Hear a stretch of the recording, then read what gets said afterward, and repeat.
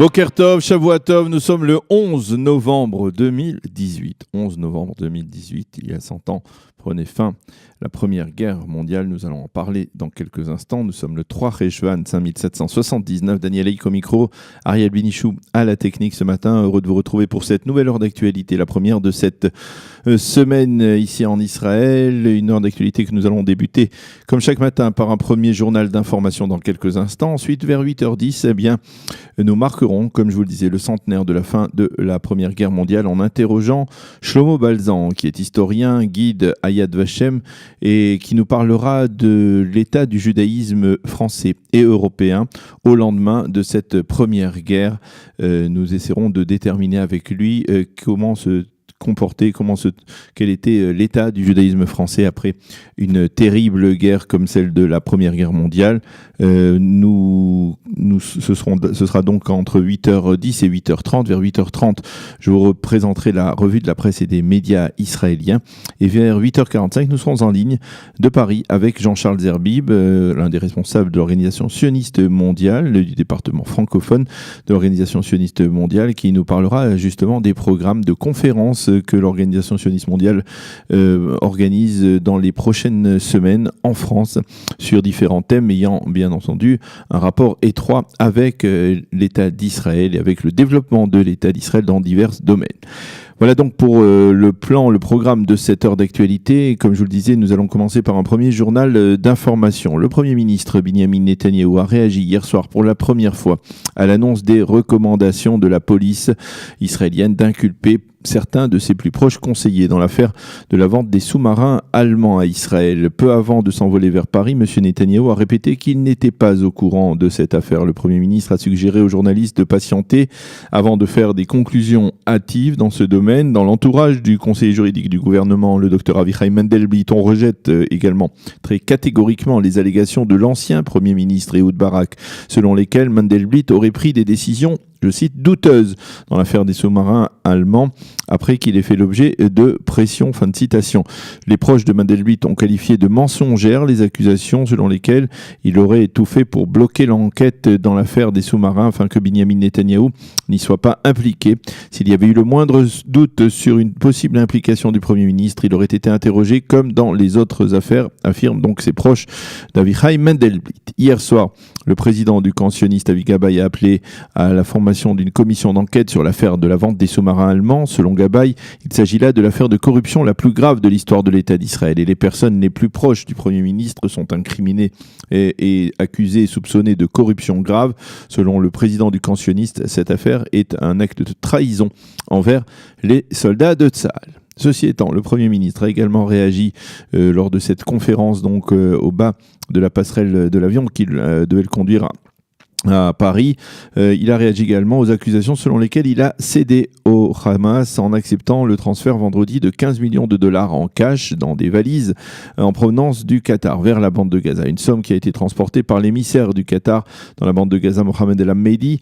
Le Premier ministre a affirmé qu'il avait donné son feu vert à ce marché afin d'éviter, je cite, une crise humanitaire dans la bande de Gaza. Et il a précisé qu'il a pris également cette décision en concertation avec les responsables de l'armée et avec les ministres du cabinet restreint pour la sécurité nationale.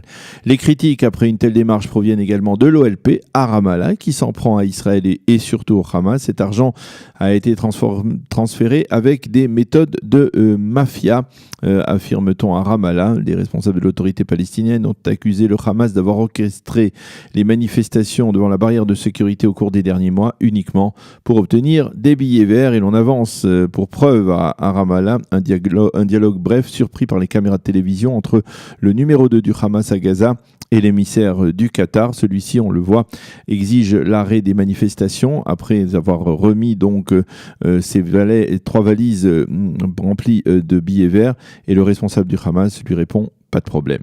Concrètement, sur le terrain, eh bien, ce sont pourtant près de 10 000 Palestiniens qui sont venus manifester vendredi devant la barrière de sécurité.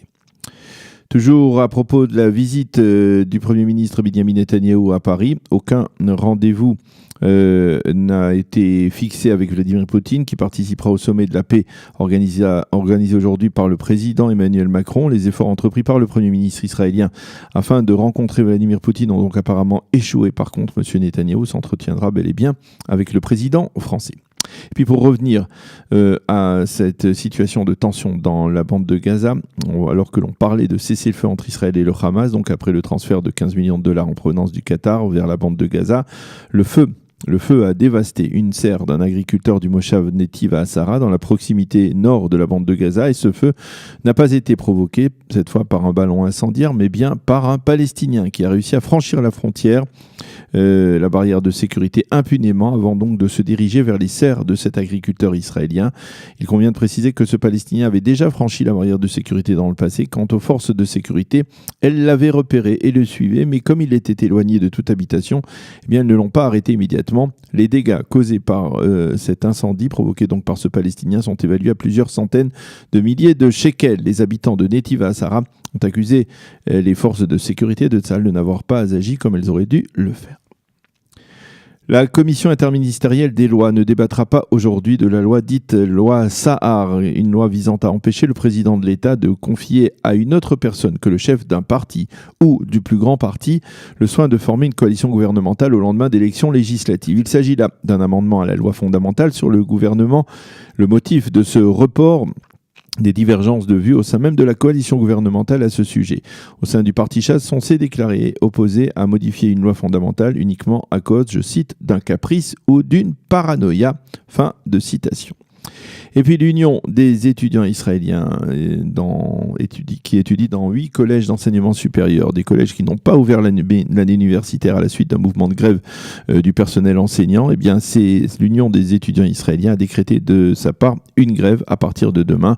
30 000 étudiants doivent se solidariser avec ce mouvement. Il s'agit entre autres des étudiants du Machon Lev et du Machon Tal, deux institutions prestigieuses d'enseignement supérieur qui comptent de nombreux élèves francophones, de nombreux Olim dans leur rang. La météo, le temps sera partiellement pluvieux, pluie éparse dans le nord et le centre du pays, avec des risques d'inondation dans l'est. Les températures, 19 degrés à Jérusalem aujourd'hui, 23 à Tel Aviv et 28 degrés à Eilat. Il est 8h10 sur Studio Kalita. Nous allons marquer une première pause musicale avant de retrouver Shlomo Balzan et de parler ensemble de cette journée historique, 100 ans après la fin de la Première Guerre mondiale. Nous parlerons essentiellement du judaïsme, de l'état du judaïsme français et européen au lendemain de cette terrible guerre.